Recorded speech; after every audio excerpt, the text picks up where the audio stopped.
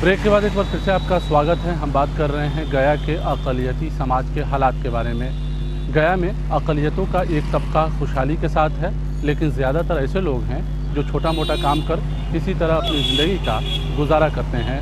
जानकारों के मुताबिक सरकार की तरफ से अक़लियतों के विकास के सिलसिले में स्कीमें तो चलाई जाती है, लेकिन ज़्यादातर स्कीमें ज़मीन पर लागू नहीं हो पाती है और इस समाज को कोई ख़ास फ़ायदा नहीं मिल पाता है।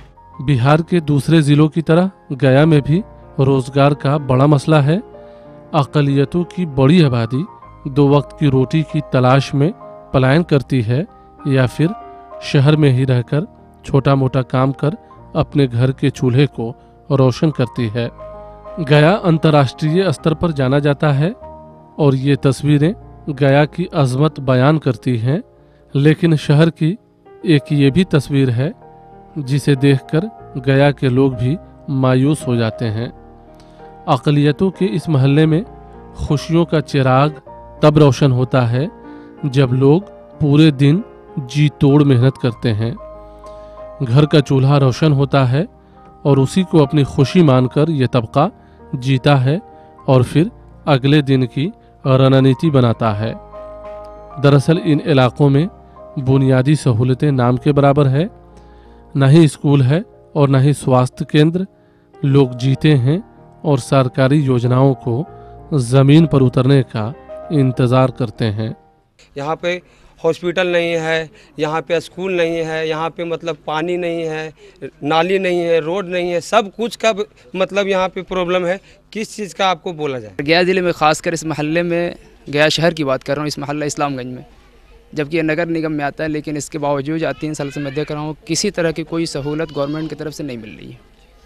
पानी सप्लायर हो या रोड हो, गली हो या दीगर और भी मसाइल हो, यानी किसी तरह की कोई सुविधा या किसी तरह कोई प्रोग्रेस आज 3 साल से मैं इसमें नहीं देख रहा हूँ। जीतन मांझी के मुख्यमंत्री बनाए जाने से यहाँ के लोग खुश तो हैं, लेकिन उनकी खुशी उसी हद तक महदूद भी है। जीतन मांझी तो बेचारा अभी मतलब अपना सीट ग्रहण किए हैं, आगे देखिए क्या होता है। सब तो कितने महान हस्ती आए, सबका यही उम्मीद था कि हम ऐसे कर देंगे, पानी ज़रूर लाएंगे, और पानी लेके चल जाता है, लाइट लेके चला जाता है, तो किससे उम्मीद करें? बड़े बुजुर्गों की माने तो शायद कोई ऐसा चुनाव नहीं गुजरा जब सियासी दलों के नेताओं ने उनके ख्वाबों को परवान चढ़ाने का वादा न किया हो, लेकिन ख्वाब कितने पूरे हुए इन इलाकों की ये तस्वीरें साफ तौर से बताती है। क्या उम्मीद रखे आदमी? यहाँ तो जैसे जैसे सब लोग आते हैं, यहाँ सब गरीब लोग तबके के लोग हैं, जो लोग कह रहा है उस हिसाब से मतलब वोट वगैरह दिया जाता है, मिलते हैं, नाली बन जाएगा, रोड बन जाएगा, सड़क बन जाएगा, लेकिन आज तक यहाँ कभी कुछ नहीं बना।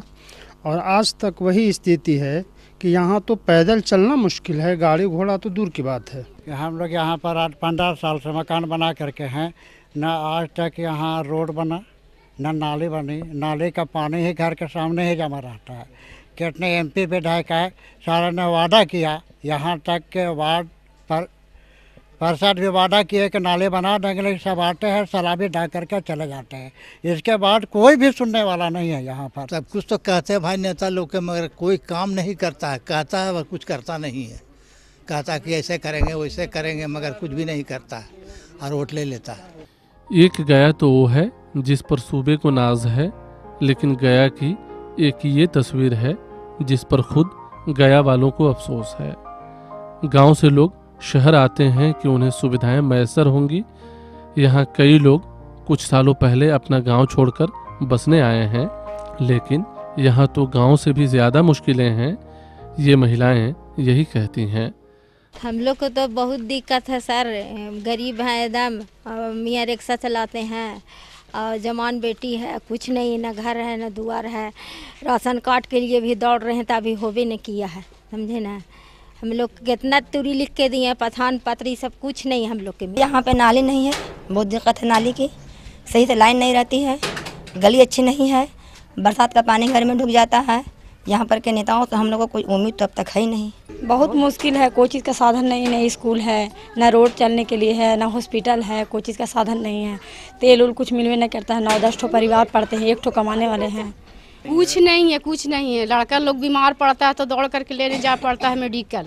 रात में अगर किसी तरह का दिक्कत हुआ तो इसी आदमी घर में छटपटा करके रह जाता है। न तेल का कार्ड है, न राशन का कार्ड है। हम समझ कि विधवा है, मेरा लड़कन लोग चला रहा है, खर्चा चला रहा है, कोई चीज़ का साधन नहीं है। न लाइन वैसी न रहे, गली में वैसी पानी होता है, बरसात में तो आदमी का घर में पानी घुस जाता है। बाल बच्चा को पढ़ने का साधन नहीं है, न ही हॉस्पिटल है, न ही रोड है, न नली है। एकदम रास्ता पर देखिएगा तो घर में जाना मुश्किल हो जाता है, इतना रोड का चाहिए रहता है।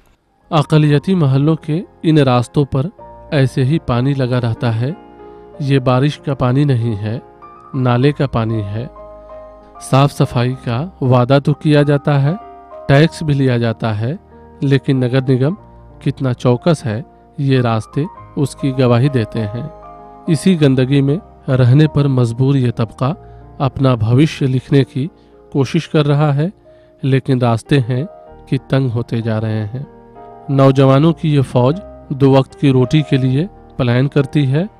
शहर में काम नहीं है, घर को चलाने की फिक्र है, बच्चे कैसे पढ़ें अभी इसकी कोई चिंता नहीं है।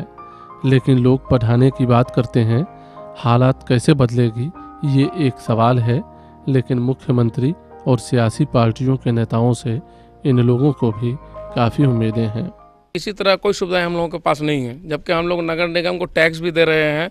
हमेशा हर साल अगर टैक्स वसूली होती है, मकान बनती है तो उसको धमकी दिया था कि नक्शे के द्वारा मकान बनाइए, लेकिन आज तक कोई सुविधा नहीं है। हम लोग अब भी देख रहे हैं गया के अंदर का ये शहर किसी भी तरह शहर मालूम नहीं होता है। स्थानीय लोगों की माने तो सरकार की योजनाएं हैं, लेकिन उसका फ़ायदा नहीं मिल पाता है। बहुत सारे लोग ऐसे हैं जो एक बड़ी आबादी जो यहाँ की है, वो गरीबी की जो लाइन है उस लाइन से इंतहाई नीचे अपनी ज़िंदगी बसर कर रही है। उनके यहाँ तालीम का कोई निज़ाम नहीं है, उनके लिए रहायशी मकानात अच्छे नहीं हैं। ये कहना गैर मुनासिब नहीं होगा कि बदलते वक्त में गया के अक़लियती आबादी की हालत भी बदल रही है। भले ही सरकारी स्कीमें बहुत ज़्यादा फ़ायदा नहीं पहुंचा पाती हो, लेकिन लोग खुद अपनी ज़िंदगी के मेयार को बदलने की कोशिशें करते दिखाई दे जाते हैं। बहरहाल वक्त हो गया है ब्रेक का। ब्रेक के बाद फ़ौरन वापस आते हैं।